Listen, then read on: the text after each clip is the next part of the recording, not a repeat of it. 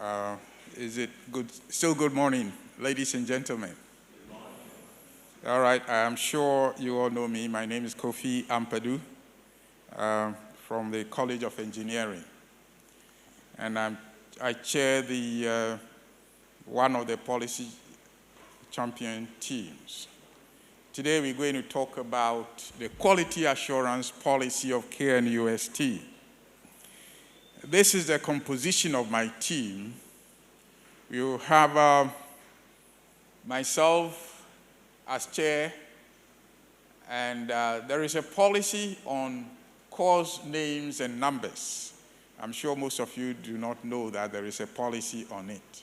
So you can't just give any numbers to the courses that we do. It is a code. It's a code, and if somebody knows and he looks at it, he should be able to tell exactly what level, what college, what level, is it an undergraduate, is it a postgraduate, and what semester and so forth, just looking at the code. That is what in the group, that's what I'm responsible for. And then as chair of the committee, I'm also responsible for the coordination. Today's presentation is quality assurance policy, and that is actually should have been done by Professor Gariba, but unfortunately he's out of town, so as chair, I have to stand in for him. He's from the Department of Theoretical and Applied Biology. I'm sure we all know him because of his involvement in the examinations. And then you have Professor Daniel Dua of the Department of Architecture. And he has been handling the ethics, Professor Frimpong of the Department of Electrical and Electronics. He handles the teaching and learning policy. And then you have Professor Dua with the ethics policy. And Emmanuel Ajayi is the secretary. So this is the team that we work with. And today we are looking at one of the policies that we have been working with, the 4 policies that we've been working with. So what is, it's a quality assurance policy. So the question will be, what is quality? And quality is a very, very diverse, it's a very big word. Different people have different ideas about what is quality. And sometimes it becomes even relative. Just like if we left here right now and we went to the restaurant, and you went and ordered your meal, maybe we all ate the same thing, and we say, what about the quality of the food? Different people would have different things to say about it. So when we come to quality in general, there have been so many ways in which quality has been defined. Sometimes you are looking at the distinctive, the kind of top end of it, then this is real quality. But other times you're looking at perfection when your defects level is 0. You can talk about it as this is, then you have achieved quality. Other times you talk about, is it fit for the purpose for which it is intended to be used? So fitness for purpose, as defined by who? Defined by your customers. Sometimes you define it. And then sometimes it is also defined in terms of the quality, the value for money. Value for money, and then is it efficient? Is it effective? Other times we use the transformation, enhancing and empowering of students, that sort of thing. So depending on, there are so many ways.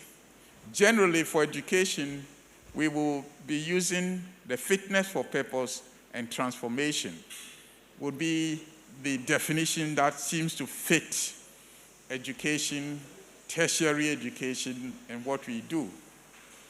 So, of all the broad ranges of definition, the fitness for purpose and transformation would be the ones that will be used when it comes to the definition of what we are doing in the tertiary level. Now, what is the purpose of the policy champions? And I'm sure you may have. The point here is that KNUST has policies, but it has been one of the secrets of KNUST. They were there, and unless something crops up, you actually may not even be aware that it exists. And you are chasing all sorts of things. That's Prof. Bia, Department of Architecture. A member of my team is here. Prof, you're most welcome. Yeah. So the objective is to ensure that staff and students of the university are aware of the university policies. So the first objective is to ensure that you are aware that there is a policy. That's the first objective, that you know that there is a policy on so and so and so and so. Then the next thing will be applying the contents of those policies in your day-to-day activities. So that is the objective. That is the objective. And there are so many things that we were asked to do. But today I'll just stick to the fact that you need to know that there is a policy called Quality Assurance Policy, and that you will try to use what it says in your day-to-day activities. And the policy document looks like this. How many have copies? Okay. How many, who hasn't seen it before? If you haven't seen it, police in chill. You haven't seen it before. Okay. But do you know there is a policy document?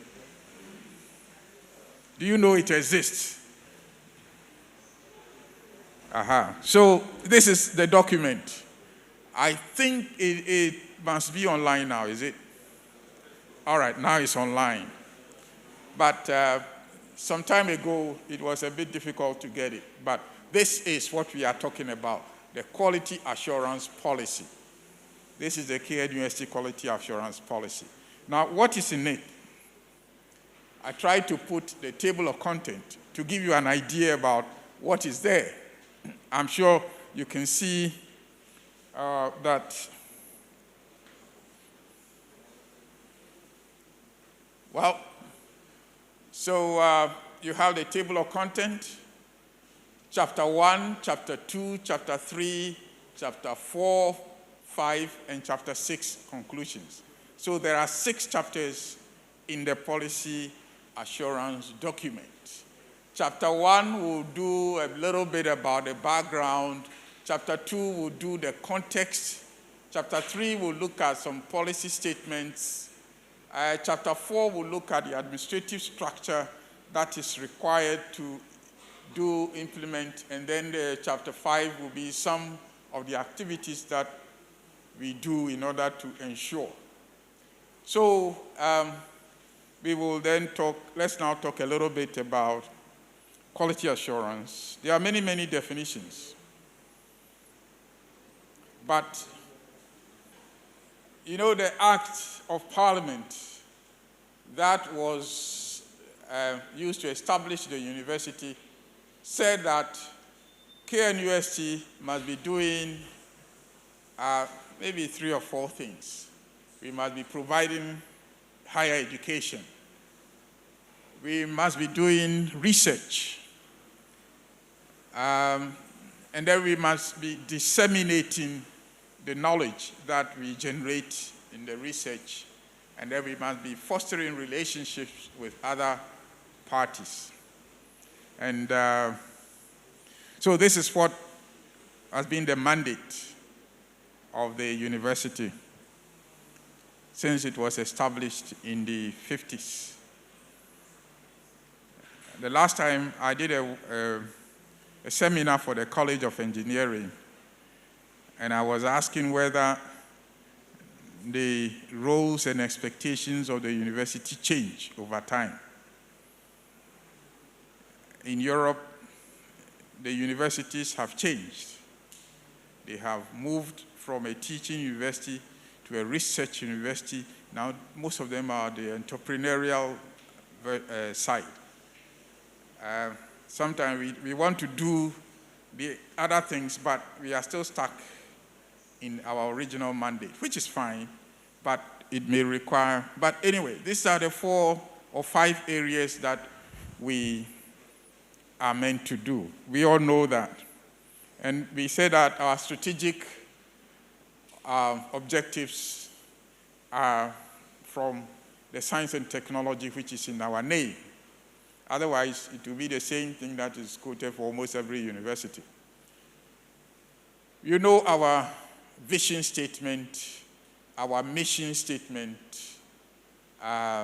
is there. We want to be a leading science and technology universities. We want to advance knowledge. We want to be among the top 10. I thought we may want to say we want to be the top. Okay. So we want to do that. And we are going to, how are we going to achieve our vision? Through the mission, what we exist to do, relevant research, teaching, entrepreneurship training, and community engagement. So again, the mandate that was our mandate comes out very clearly in our mission statement. So generally you will say that KNUST exists to do research, teaching, if you like. Here we are calling it entrepreneurial training. Community engagement is disseminating what we have. Whatever we do here, if it does not impact on the quality of life of our people, then what is the purpose? What is the purpose? We will just sit in a citadel and be happy, and our people will wallow in poverty and disease, and we are not making any impact. And everywhere, universities are changing. In Europe, it becomes competitive, so the university should lead in that competition, creation of technology so they can be very, very, very competitive. So if, for us, our people need to be lifted up, then that is what we should be doing, and that's what we should be facilitating. So if that is our, what we are supposed to do, and we have captured this as our core values, which you find all over the place. It's in the corridors, in the washrooms, in everything. So it's supposed to be things that we should never forget, that we should be leadership in innovation and technology, that there will be a culture of excellence. A culture of excellence, which means that anything from KNUST should be top class, which means that anything you do should be above board. Your teaching methods, your research, everything. And it becomes a culture. The culture means that it's part and parcel of you. You cannot, it's not like a shirt that you take and take it off. You can't take it off. It becomes part and parcel of you.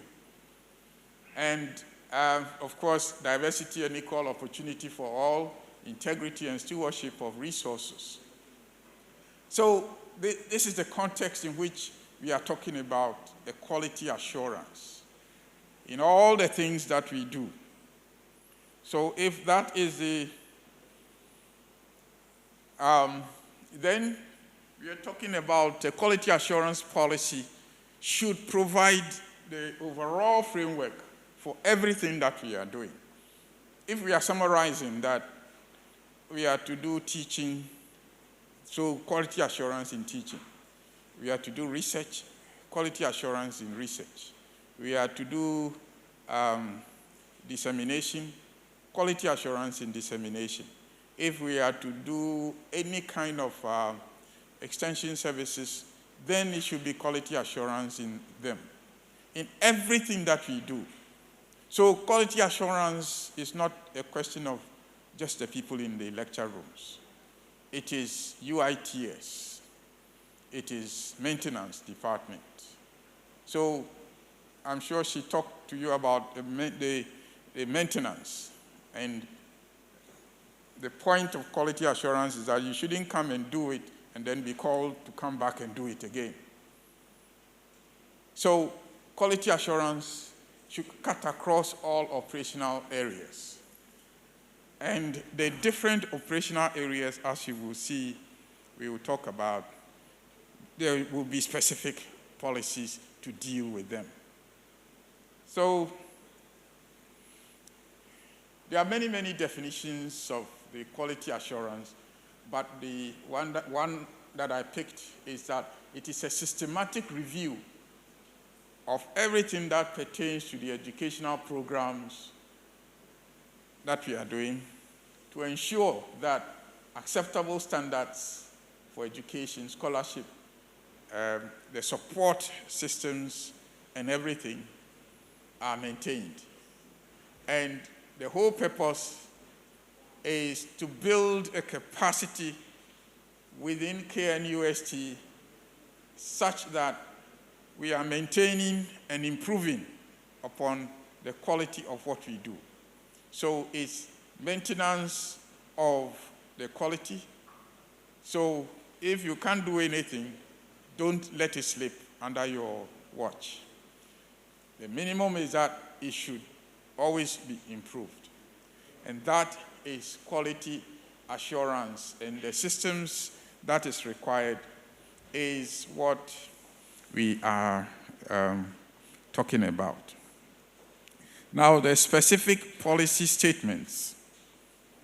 So, quality assurance policy is the overarching policies, but the different specific activities that we do, our research, our teaching and learning, each one of them should have a detailed policy. And everything is tied together by the quality assurance policy. So the specific policies is that we should have public service, if you like, policy. The policy is that it's like KNUST is under, if you like, educational institutions. So specifically the Ministry of Education. But it's under, now it's GTech. And within the GTech, you have an accreditation section. So all the policies that whatever we do here must conform to all those policies that exist in the ministry. So the public, as a public service, we should conform to all those policies that have been set out within the Ministry of Education and its agencies. Of course, there will be a policy, there should be a policy on student involvement in the management of the university. And then stewardship of resources, research, and so forth. So let me just go to the policy document itself and let you take a look at what the document says. So 3.1, let's take a look at 3.1.1 will be, this is the public service policy statement. This is the public service, and this is what it says. The university shall cooperate, so that is the policy as far as the specific statement relating KNUST as a public institution is concerned. And KNUST should adhere to all norms, rules, and regulations with regard to whatever it is. So in other words, we cannot do anything here which is contrary to the rules that are set up as a policy, maybe for education in the country. Then we also have admissions. There is a policy on admissions. Maybe we have not been looking at it, but it is there. And the policy is that the admission of students must be conducted in a transparent and fair manner, based on merit, and guided by well-documented systems that we all are aware of. And it is the academic board that sets the quotas. All these things are supposed to be our policy on admission. And efficient, timely, and reliable ICT systems shall be maintained and continuously improved to process admissions. So that is our admissions policy. There is a policy on admissions. Then, apart from that, there is a teaching and learning policy, which is one of the policies in my group. So we will be dealing specifically with that. So there is a teaching and learning policy dealing specifically with the teaching and aspect of our mandate. Then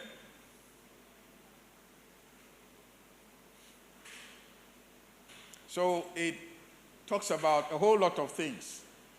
You know, universities should provide e-learning facilities, promote use of technology. The colleges shall ensure that all programs are accredited and accreditation conditions are continuously adhered to.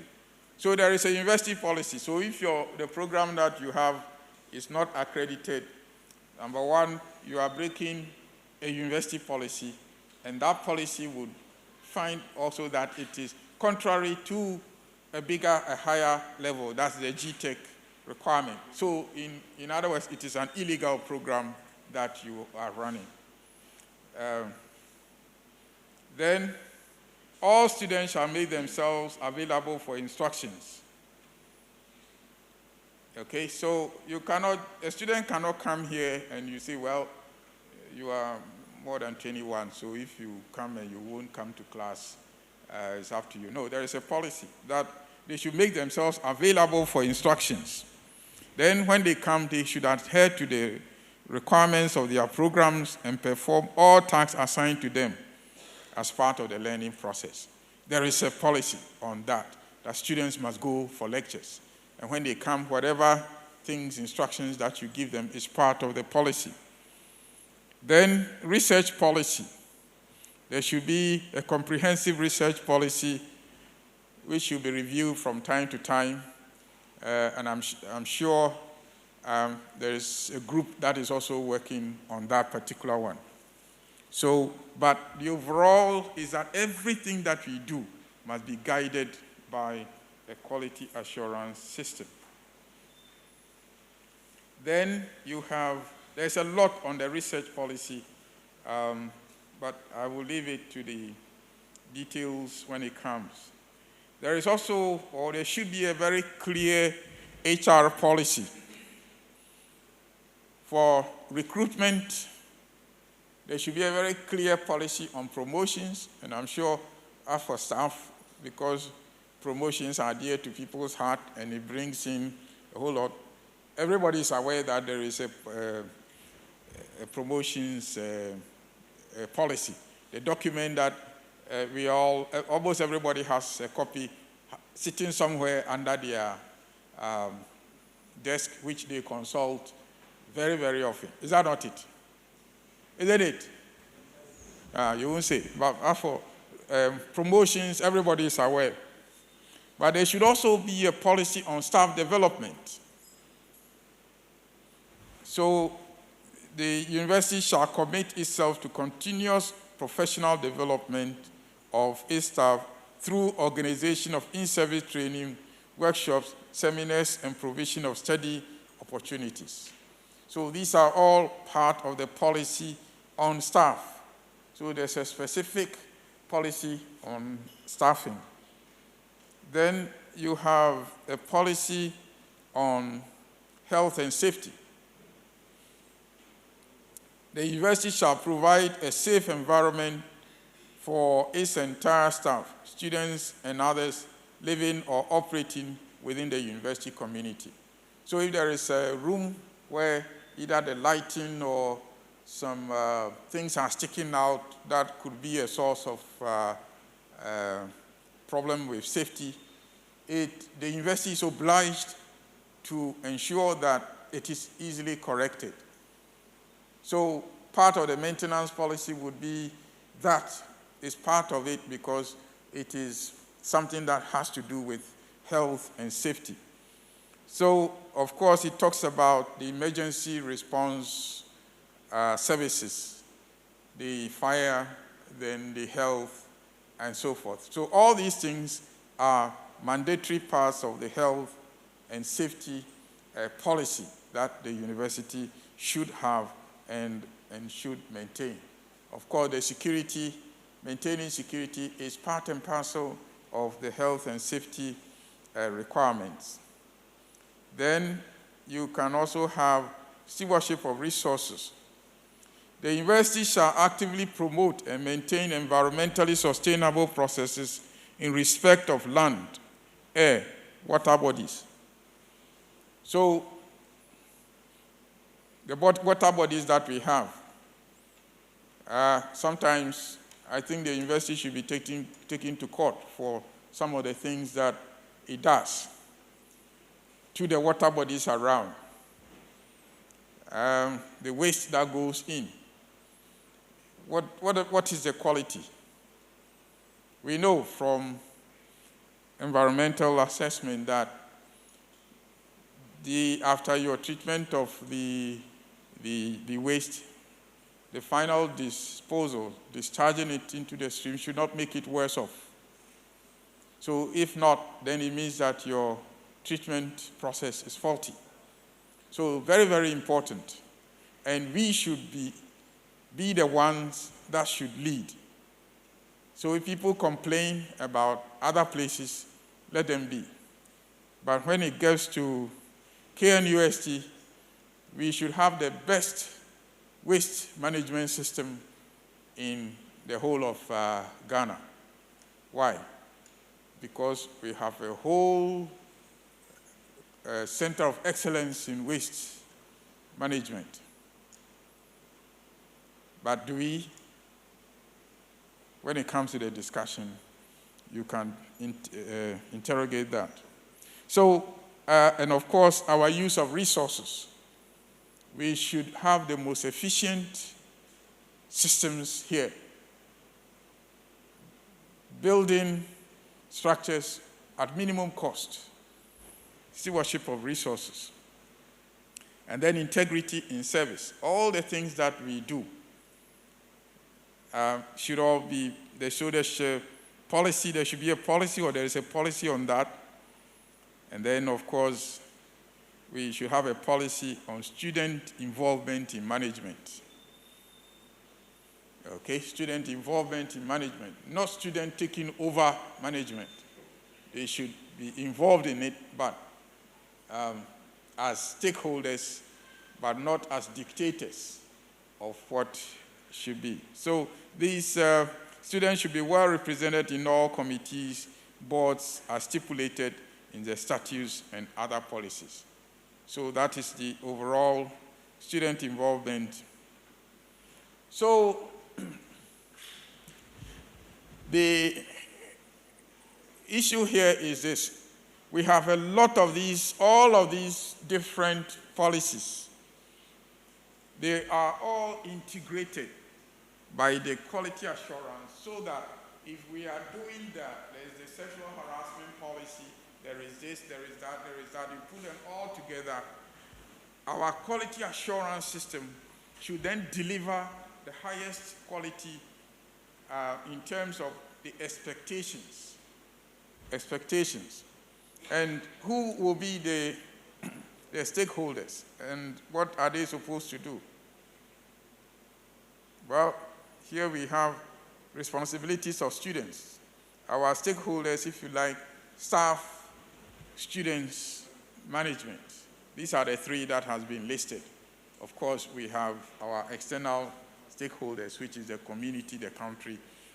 But our students, they should maintain their status at all times.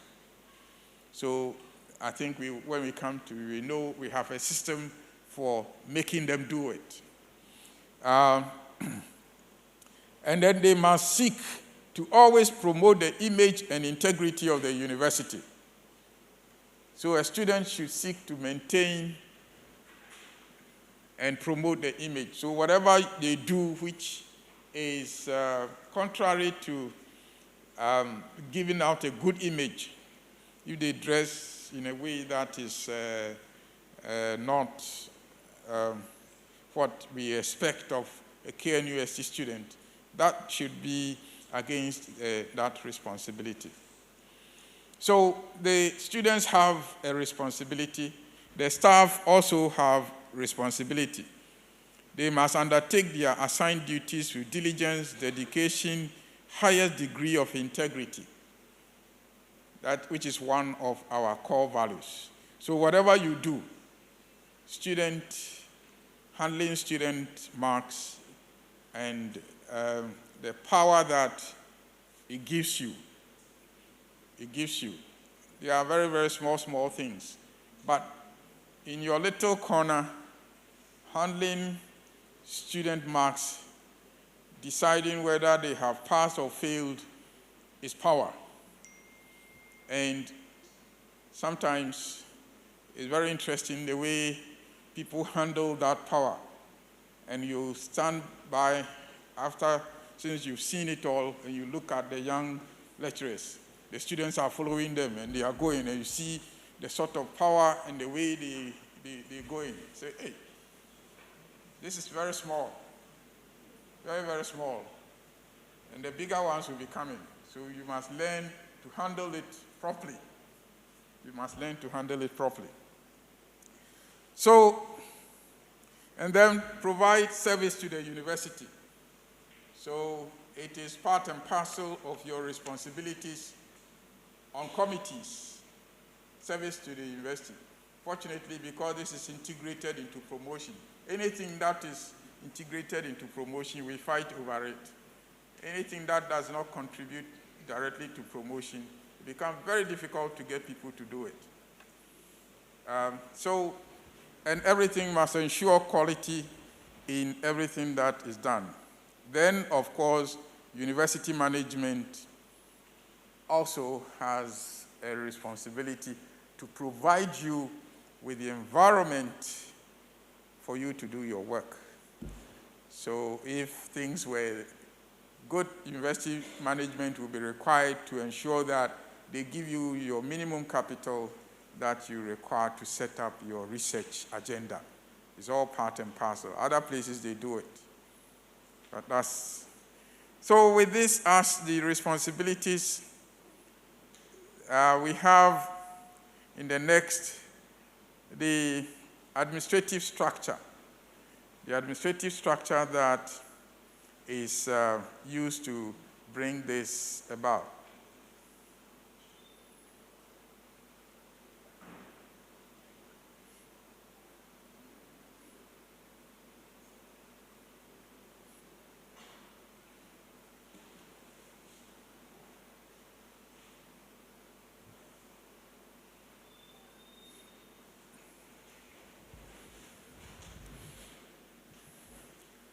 Well, our statutes require the formation of QAPU, the Quality Assurance and the Planning Unit. Statute, I think, is it 47, requires the formation, that one. And it's supposed to have these three sections: the Quality Assurance, Accreditation, and Institutional Planning section, then the Monitoring, Evaluation, Research, then Data Processing, 3 sections under it. But apart from that, there are supposed to be quality assurance subcommittees in colleges and professional units. So every unit, UITS must have it, development office must have it, the hospital must have it. Each one of them must have a quality assurance subcommittee. And the couple must also be linking up with all the boards and committees, and then it must also have linkages with external agencies like the accreditation, national accreditation, the accreditation session of GTEC, and so forth. So these are the structure of quality assurance in KNUST. We have the quality assurance must always be done at the highest level. It's not something that is pushed to somebody at the corner and say, you are responsible. You can't do quality assurance if you don't have the ultimate power.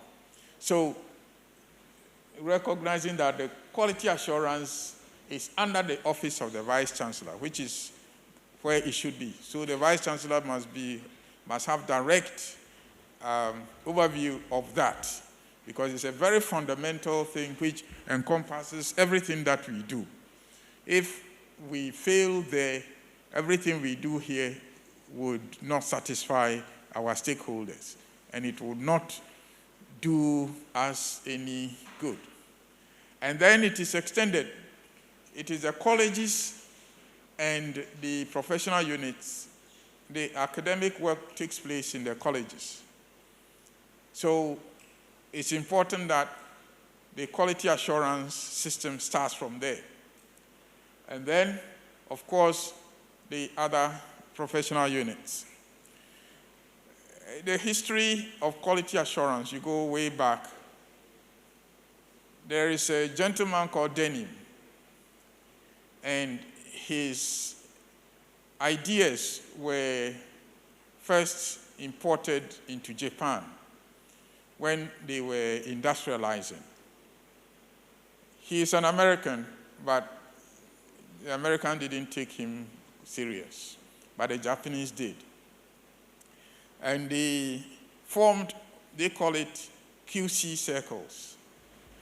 And those days, it was more the control was what they were looking at, the quality control circles. So the QC circles. And in the company, they would form themselves into groups. Some of you might remember, before there was, we had CDs. Before CDs, they were, who remembers? What was before CDs? Diskettes. And then there was the cassettes. You remember the cassettes? Yes. And the cassette players, you go way back, the cassette players, we started with Sony. And there was the Sony what? You remember the Walkman? Sony Walkman, yeah, you go way back. So there was a company called Maxell. I think they are still around, Maxell. So whereas all the American companies would say that the quality control, if you check and the defects is less than 0.001, then it's okay. Then it's okay. That was the thing. As long as, because they have, you cannot get zero defects.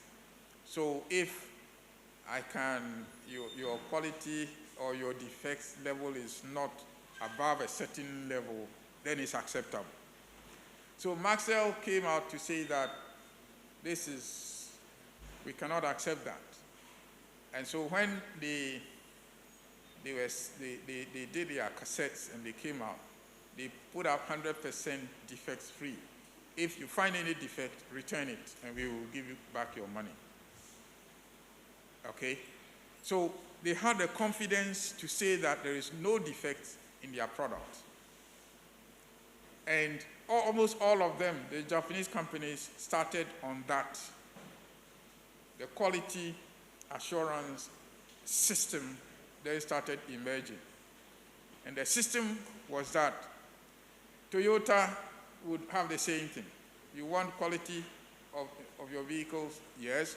Then you go back to the smelting of the steel that is used.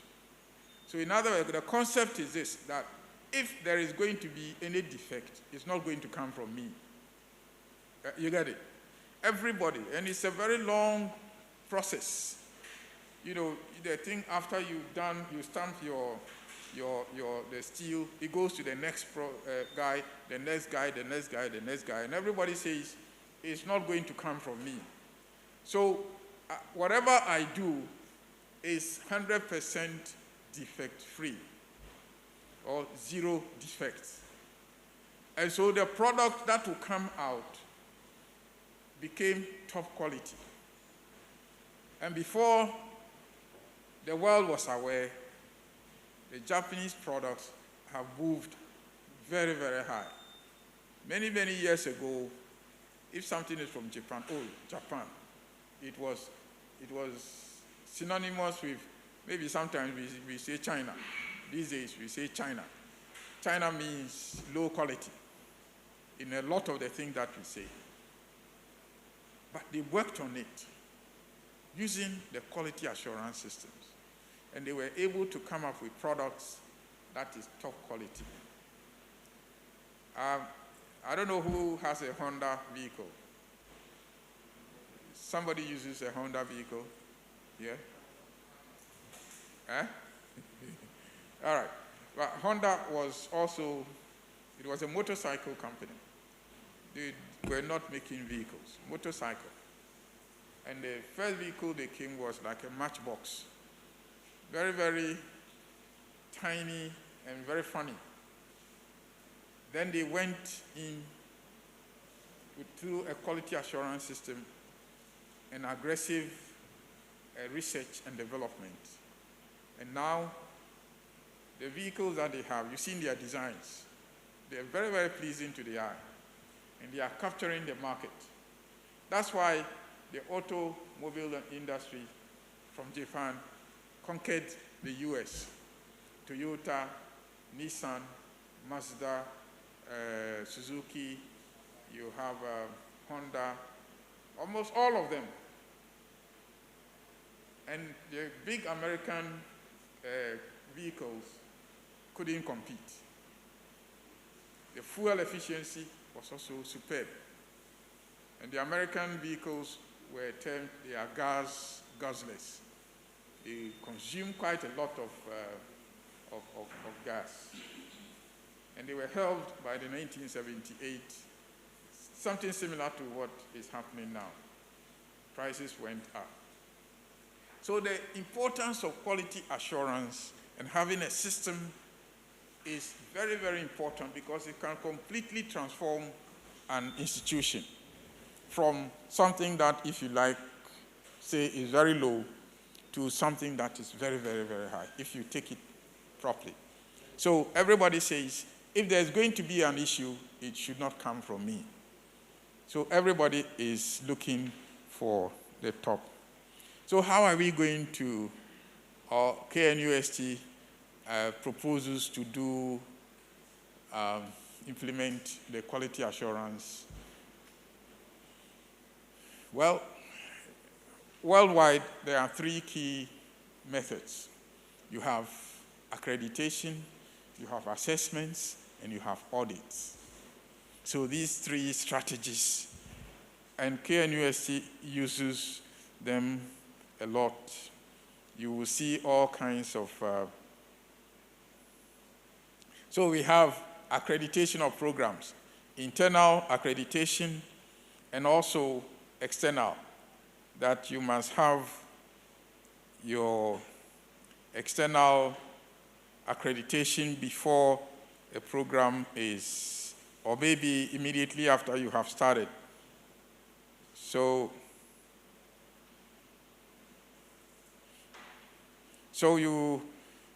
the chapter 5 will deal with the implementation strategies. So at accreditation, this is internal accreditation reviews, which we should be doing from time to time, and then external accreditation. Then you have institutional audits. We should be doing institutional audits, and then also external audits, and then we do audit of the various activities. And one of the key activities that we do here is the examination. So the examination audit is supposed to be one of the tools for quality assurance using the audit. Then assessment, and we are all very familiar with assessment, student assessing the course, then student assessing the instructor about the performance, the way he's teaching the course and all that. It's all part of quality assurance system. Then part of it is the examination should be monitored and all that. Then assessment of administrative heads of the university. All administrative staff should be assessed by their subordinates and all those that work with them. Do we do it? Well, you are supposed to assess your head of department. Vice Chancellor, Pro-Vice Chancellor, Registrar, all directors, all provosts, college registrars, all deans and HODs should be assessed periodically. Feedback will be made available to them for improvement, and based on the feedback, necessary capacity training should be organized for them. That's what the document says. I didn't say it, they say it. Okay? And then this thing is they set up some kind of a competition among the departments. So we have the departmental rankings. Then, of course, surveys would be another way by which you can do your quality assessment. Tracer studies. I don't know whether we've been doing tracer studies, but it's quite important for the programs. So after the students have gone through, when they've gone out, go and find out trace them and see what is happening to them. They are rising through, how they are rising through the ranks of their places of employment. Are they getting promoted? Then they will tell you which of the things you taught them in class is useful and which is useless. And it's supposed to come back to help you maybe adjust. So you have tracer studies, of course, student satisfaction survey, employer satisfaction survey, staff satisfaction survey, staff exit surveys, especially when you are exiting the university, maybe when you retire, or maybe you resign. It will be good for you to give us a survey why you are going out. Maybe there are things that we did which were not good, and so we can learn to do better. External community perception survey. There are so many of them that are supposed to be done. So the policy document that we have, as it says that it doesn't replace other university policies. It is meant to support and improve the university policies. If there is a conflict, actually, this document actually can be improved upon. I think that we need to do a hierarchy of the document, just like in the legal case. If there's a conflict between this and this, then this one takes over. Just like in Ghana, if there's a conflict somewhere, then the Constitution is the final arbitrate of all the things. Maybe we need to do a similar thing. Whether if this policy contradicts this, and if this contradicts this, we should finally refer to something. So this is the content of the KNUST Quality Assurance System. Thank you very much.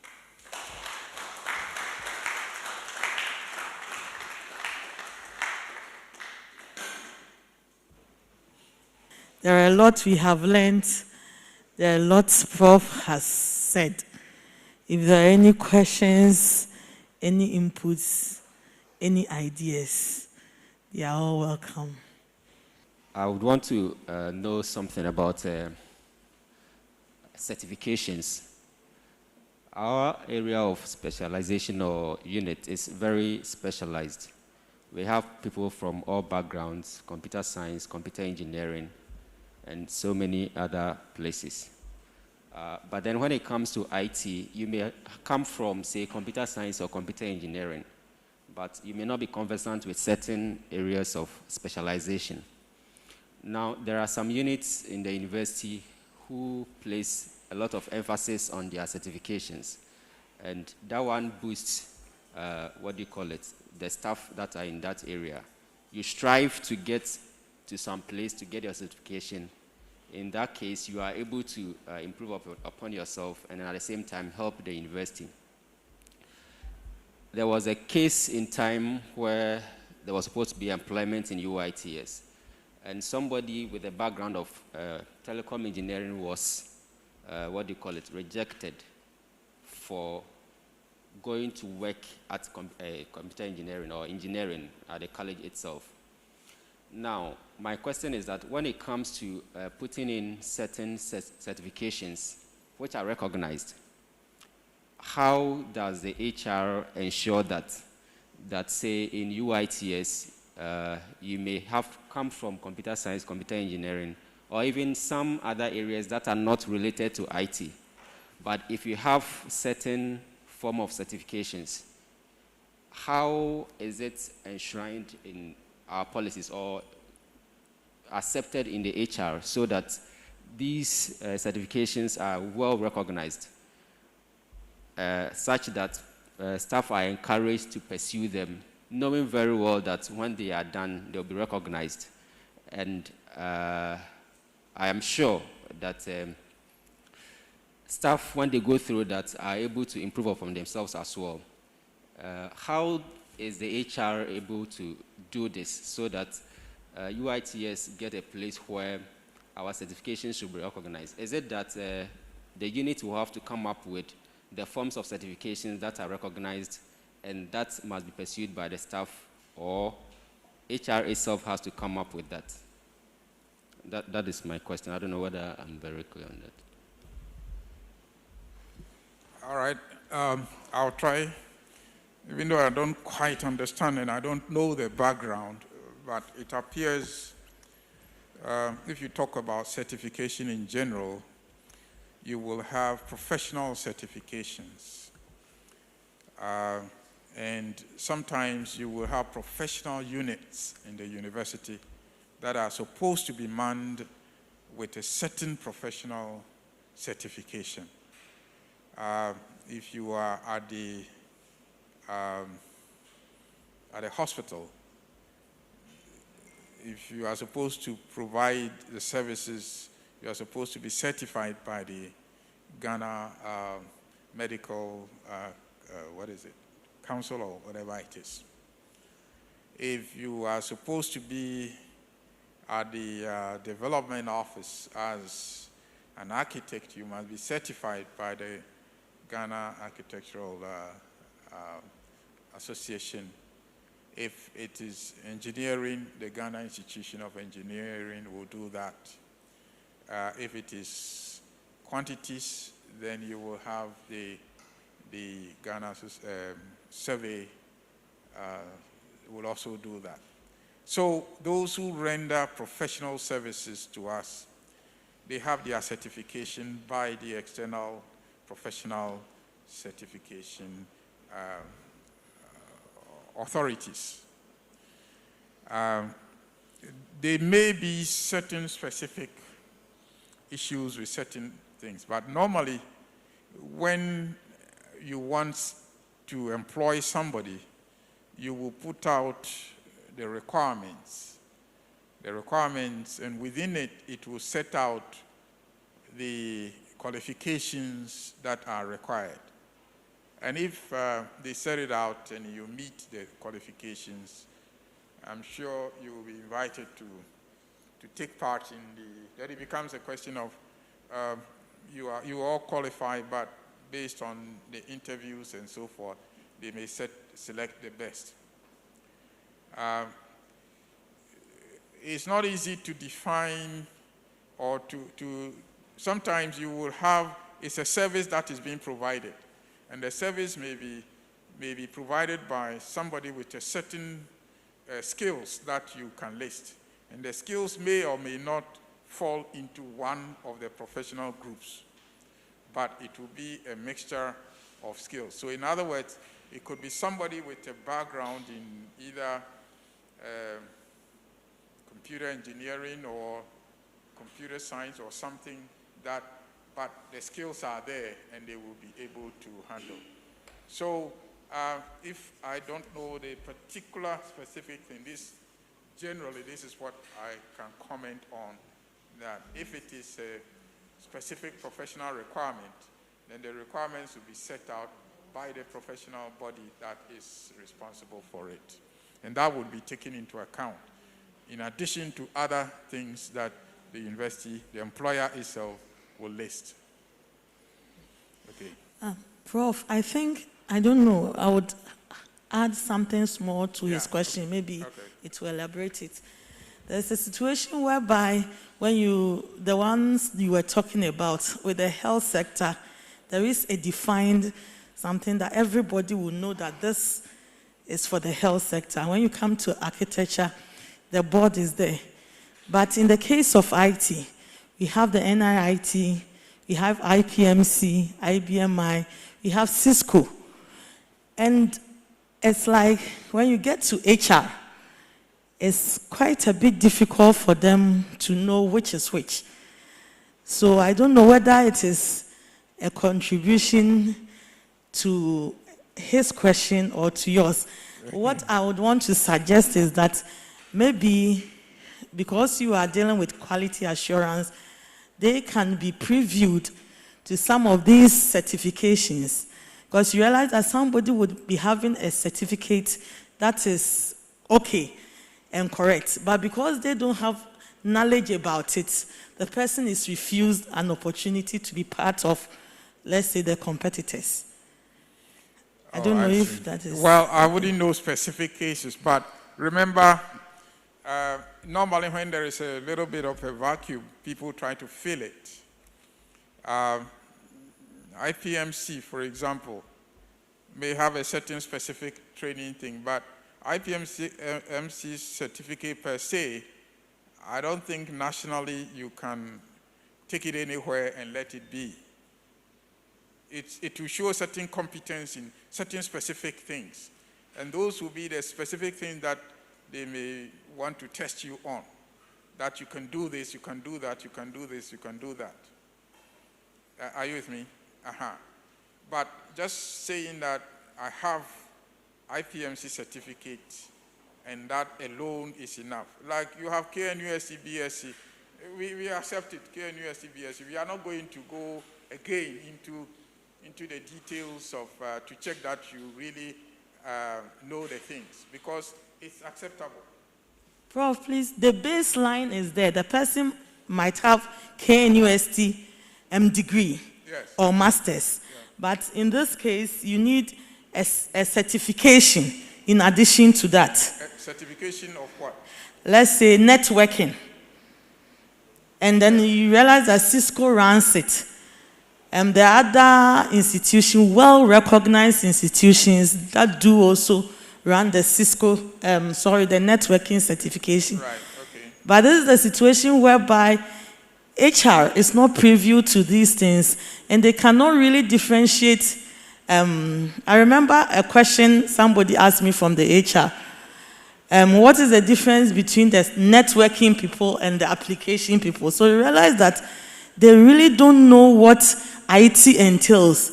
So they might be judging from the wrong perspective. And we have specializations. So maybe the quality assurance report can let them know. Okay. Well, normally if the committee is well constituted, if it's well constituted, there should be somebody with the technical expertise on the committee. Normally that is what is done, well constituted. If you are coming in to do networking, there will be somebody with that expertise. There should be somebody with that expertise on the committee. Of course, somebody who may ask a question, but that may not be their area, but there should be somebody who knows and understands what is going on. But let my colleague. Thank you very much. If I may add a little bit, in addition to what Prof has just explained, typically you might also have instances where, like you say, they might not be aware. But that's the nature of how the university is run. There's what we call the position paper. So it's always important that these position papers are well articulated on the basis of the nuances of how that unit works. And once that is presented, the university considers it and it becomes part and parcel of it. For example, when you come to architecture, there's a theory courses and there's a design studio. So you can get 2 or 3 years ago, one lady had 6 courses, all A's. Lowest was, I think, 80 or so. But she failed the studio. She repeated a year. That is unique for only architecture. In medicine is also similar like that. Recently, the medical school or health sciences have brought a petition for the school fees to be reconfigured in a certain way and brought supporting documents to support that. And management has looked at that, approved. It's gone to academic board, it's been approved, and eventually that is what is going to be accepted. And so sometimes, unless you clearly articulate what the situation is, people might not really understand you. Formerly, architecture used to have what we call the postgraduate diploma in architecture. And we found that those in industry, they were looking down on that program, even though it was a graduate program. And for us, from the 60s, if it was a Master of Architecture, you were rather looked down on because it was a professional-based course. And so we did more of the PG dip. And so those in the ministries were not progressing, but their colleagues did another master's in another area and they were moving up. So the Ghana Institute of Architects, together with the Department of Architecture, had to write a position paper to explain the content and the basis of that, to say that they are all equal. It took a while, but eventually we don't even run it here anymore. We do the Master of Architecture. So there are specific, if there are specifics, I think that it's important that, and if there are specifics and it's generalized, it means everybody knows. So the unit will also know and they can articulate that so that these things can be accepted. Because sometimes it takes a lot of money, time, and effort to get that, and if it is not recognized, then that is a bit of a challenge. Thank you. Chair, I was looking at the organizational structure for quality assurance and identified 3 major groups: the MIS unit, the monitoring and evaluation, and the pure quality assurance. So I wanted to see the marriage between the MIS unit under quality assurance and the one at UITS, because there have been similar challenges in University of Ghana and the University of Cape Coast, where sometimes if we don't draw the line properly, it creates conflict. So I think we should make sure we also don't get ourselves in the same soup. I mean, that's my contribution. Okay, well, that's in there is probably the need to clean up a little bit, because when I look at the document, even which section is responsible for the publication. In fact, you see stated here and stated there. If I show you the details, you will see that it's both. Yeah. So I think the document would need to be updated as we explain it and you begin to look at it or we begin to implement it. You will find out that there will be a lot of things that sometimes it's not what is being implemented that is written. Sometimes we write it before we start implementing. And then when we go to it, we find out that there are various difficulties with it. So my understanding is that there is a section that is very similar to what you also have in UITS. Is that not it? And then you may need to, is it a data management, assist with management of all student data? Sounds like UITS, isn't it? Assist in the development of appropriate application systems for effective management of data and other related services. Maybe they are assisting you. I don't know. They are supposed to assist. I don't know how that works.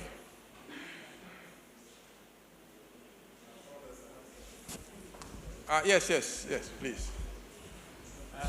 I think the genesis to that is that QAPU as a unit was established before UITS really came into being. And this is part of the statutes, I believe. Okay. And after UITS came into being, that has not been updated. So that's part of the challenges we have. So sometimes, or most of the time, when data is being requested, it goes through QAPU. And then sometimes people request same data from us. And there is inconsistency with the numbers. So you ask, which data should I rely on? And which is actually normal because in terms of reporting, all you have to do is be consistent. It just has to come from one source. If it's coming from A, consistently, it's coming from A.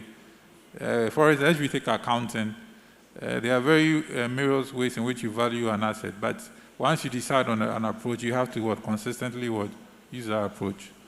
That's the way. That's all I have to say on that. But sometimes you have turf walls that they are coming into your area, and then that becomes an issue. So that is what my worry will be, that eventually when you kind of fall between, then it will not be done, because if you went to ask them, then let them do it. And you know that they can't do it, and they don't have the wherewithal to do it. And so it never gets done. And simply because the structure there's some problem with the structure, and that would need to be clarified. So I think these things need to be done. And maybe sometimes the statutes don't need to be too detailed, because when it gets too detailed, then it boxes all down. Because it's specified it in too detail, and then you find out that you need a different system to deal with it. Yeah, okay. And if I may quickly add, one of our mandates is through these interactions is to provide feedback to QAPU. And so I think that this is one of the things that will be taken back. For example, when we were doing the presentation on the ethics, one of the things that came out strongly was the need to decentralize the clearances for staff before they conduct research, because it's originated in health sciences, and when you look at how it's been structured, it doesn't really apply to the social sciences and the arts as well. So I think that this is a good feedback that we'll take along as well. Thank you.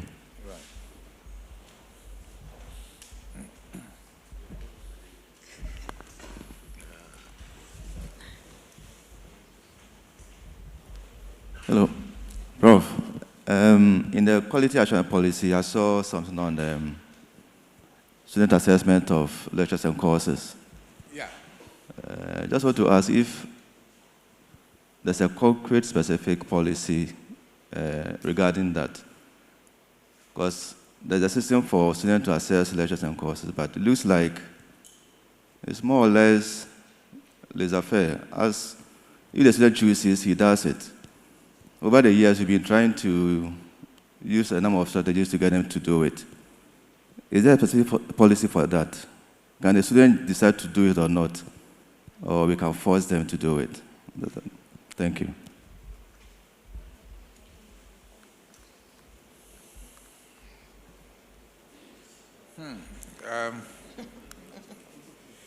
I know that people come up with all sorts of strategies as part of the exam. You do that, you do the assessment, and then we will then start taking the paper. So I don't know what proportion of students actually do it, but normally when mine comes, the numbers are quite appreciable. A very good number of the students actually do the assessment. But maybe that's an issue we will look at. But I've seen that some departments, I think there is even a time for assessment in the timetable. Is that not it? I don't know whether this year is still there. That is also tied to your ability to check your results. Aha. Yes. So I think here we can put that every student is supposed to assess the courses and assess the lecturers and so forth in the document. It's there. Then it becomes a question of finding ways and means of getting them to do it, to actually enforce it. So it becomes an enforcement issue. And normally when, as he said, is connected to something related to examinations, you normally get people's attention. Just like anything connected with promotion, you get people's attention. One of the jobs that we are supposed to do is to set 60 MCQs on what we have done. So a time will come when you will receive something in your mail to go and take an exam on university policies on QI, quality assurance. So that for new lecturers, I think it is being done as part of your hiring. But for those who are already in it, I don't know what we should do. Maybe we should withhold your salary until until you have completed it, you do it. If you fail, you don't get your salary, and you do it again until, I don't know.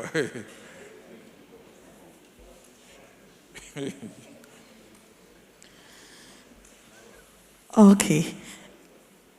I think we've done a lot for the day. We would want to show our professors some love. They've really imparted a lot to us. And I know we are going to put it into practice. Without much ado, I would want to call on the Quality Assurance Chairman for UITS to summarize everything for us. Let's do it for him.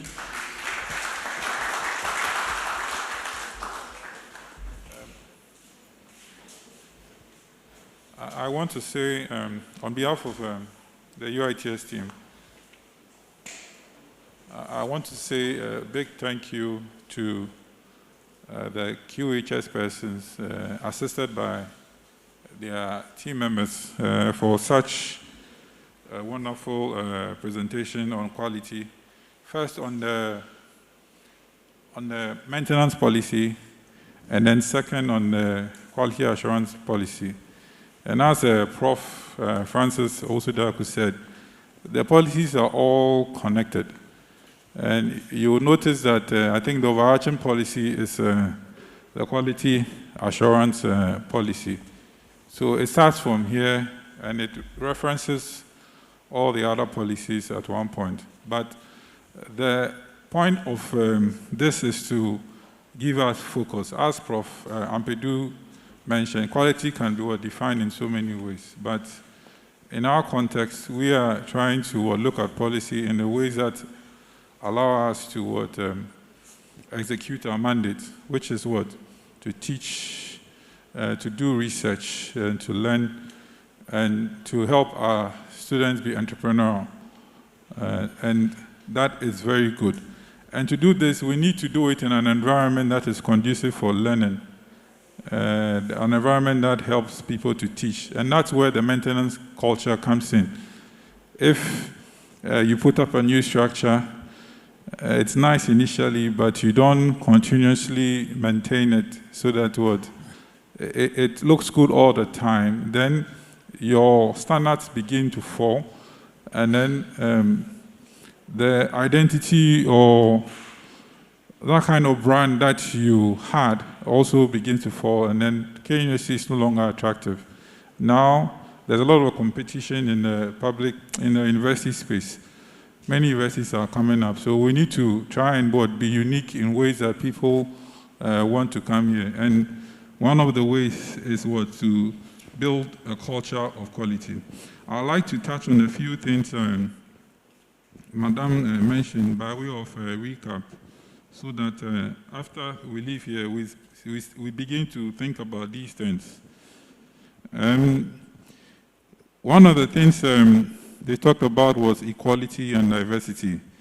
So in whatever we're doing or seeking to do, we should remember that we shouldn't be looking at people's faces and saying that you are A or B, so maybe you get this preference over that person. And for our unique case, for instance, if we are looking at providing internet, we should look at the whole student body. How do we give internet to people outside campus? How do we get people to internet campus? How do we maintain the service so that it's up and running for everyone and stuff like that? And then she also touched on prioritization. As with everything, you need to prioritize. You need to know which one will cause more harm to the school.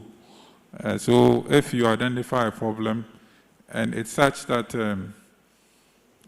it takes the internet off, that is a very high priority item. You need to address it very quickly. And you need to put in procedures that will quickly address that issue. So if you don't have a procedure in place, that quickly addresses some of these critical services. You need to begin to think about that. And then there's an overarching policy about a condition survey. Every 3 years, you need to do a condition survey. You need to take stock of what the things you have and then determine whether you need to draw a plan to maintain them. So in essence, the policy is a general framework or a guideline. But what you can't do is design SOPs or standards around this policy. And then that would actually guide your work. At least that's the way I understand it. And then she also talked about one thing, that anything you want to do in terms of maintenance, you should always know that it always has to be directed through the director of works. You cannot on your own.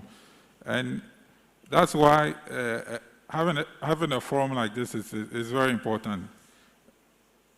It makes you aware of the policies and procedures in the school, so that when you have to take a decision, you know what processes to take.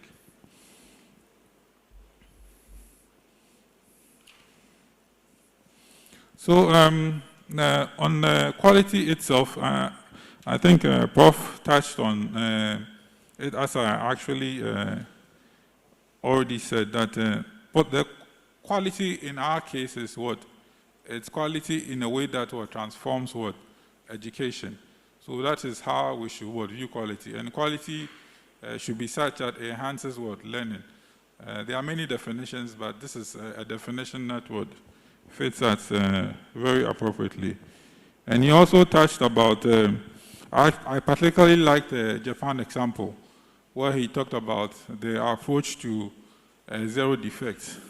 But I was wondering whether really they were able to achieve 0 defects. But I think that we get the idea that that is the kind of mentality or thinking that they use. So in your work, every time, let's say you are asked to develop an application, you want to approach it in a way that you will get minimal defects as much as possible. No application is bug-free. But then you want to institute a process that would make sure that you test that software extensively, so that when it is deployed, you wouldn't have too many problems. The problems will come, but you don't want them to be too many. Now we have over 80,000 students. If you deploy a solution and there's a problem, it becomes a big issue for the whole university. So we have to also try and know how we prioritize our risk in the things we do in terms of how we develop our applications. And then I think lastly, I want to touch on implementing strategies. He touched on accreditation, assessment, and audits. I think for our side, we don't do too much of accreditation. It's more about audits and assessments.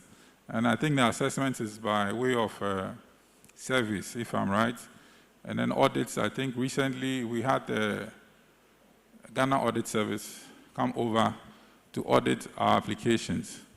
And when you have people auditing you from outside, it makes you want to sit up. At least when they come, they point out some faults with your system, and then you can now take that feedback and use to improve your system. So an audit in itself is not bad, but it's just that people fear it a lot. We should just know that all of these things are just ways that we use to improve every time.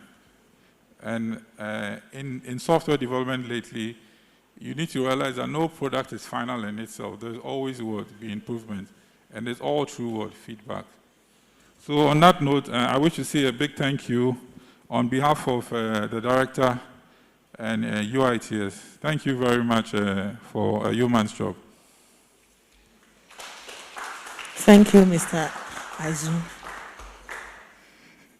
Before we leave, when you go for a program and everybody's father is around and your father is not around, you don't feel happy, isn't it? Maintenance policy people, their father was around. Quality assurance people, their father was around. We too now, our father is around. So they have all talked some. We too, our father will talk. So with a thunderous applause, shall we invite Director UITS to give us a word.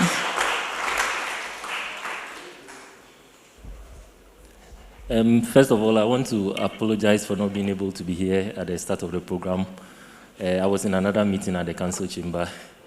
But then we are most grateful to you, Professor Ampedu, and then Professor Osudeku and team for the exposure. In my brief moment here, at least I've picked up a few things. For example, when it comes to our work, in fact, the Vice Chancellor said it yesterday, and today at another meeting, she said it, that K University now revolves around ICT. And it's very key that we take it very seriously.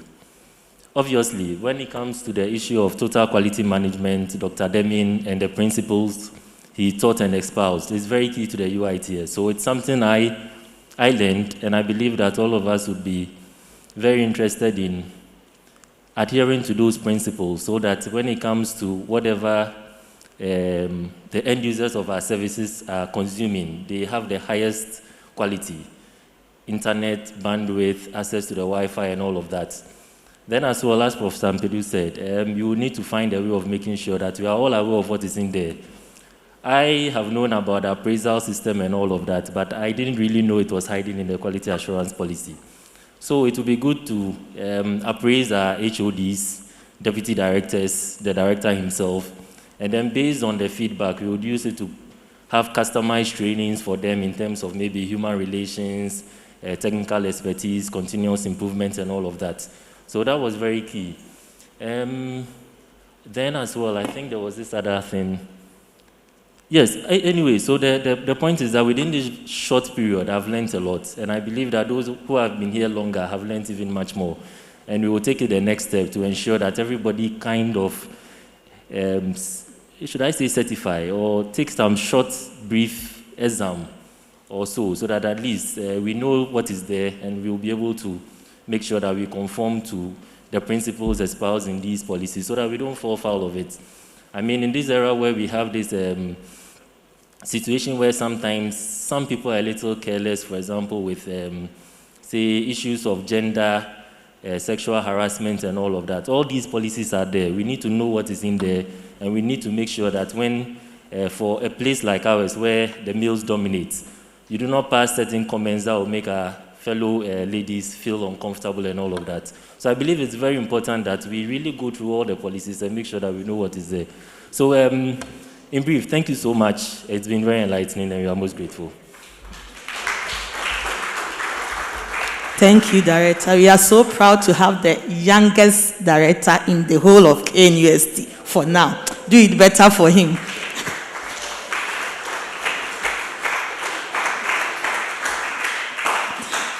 Thank you so much. We want to invite Akabo to give us a small briefing and a closing prayer. Please, shall we bow our heads and share a word of prayer? Heavenly Father, we thank you for the first day of our policy summit. We believe in the spirit of your light, of your revelation. We will go out and do our best with whatever we've learned today. And this will make our unit great, make KNOC great, and make the nation great. We say thank you for this day and many other days to come with the policy summits that we have yet to do. In Jesus' mighty name we pray. Amen.